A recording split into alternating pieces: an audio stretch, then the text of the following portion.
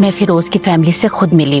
جان اپنے دماغ سے نا ساری فکریں پریشانیاں نکال دو. شرام ایک دفعہ پھر ہماری زندگی میں اتنی ساری خوشیاں واپس آنے والی ہیں. اور میں بہت مطمئن ہوں انشاءاللہ تم بہت خوش رہو گی.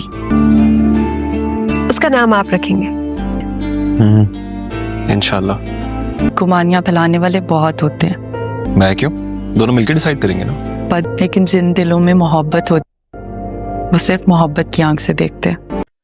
فریال اور فیروز کے درمیان تمام غلط فہمیاں اب ختم ہو چکی ہیں اور ان دونوں کی منگنی کا دن آ چکا ہے جہاں پر بہت دھوم دھام کے ساتھ ان دونوں کی منگنی کروا دی جائے گی. فریال کی ماں بھی اسے سمجھا رہی ہے کہ غلط فہمیاں تو ہر گھر میں پیدا ہوتی رہتی ہیں، اس لیے اسے اب سب کچھ بھول جانا چاہیے. وہاں پر زینیہ اب دوبارہ سے ماں بننے والی ہے اور اس کی خوشی کا کوئی ٹھکانہ ہی نہیں ہے. شہرام سب کچھ جاننے کے بعد بھی خاموش ہو گیا ہے. یہاں پر زینیہ کی قسمت کافی زیادہ اچھی ہے کہ اس کی حقیقت جاننے کے بعد بھی شہرام اپنا رویہ اس کے ساتھ ٹھیک کر چکا ہے.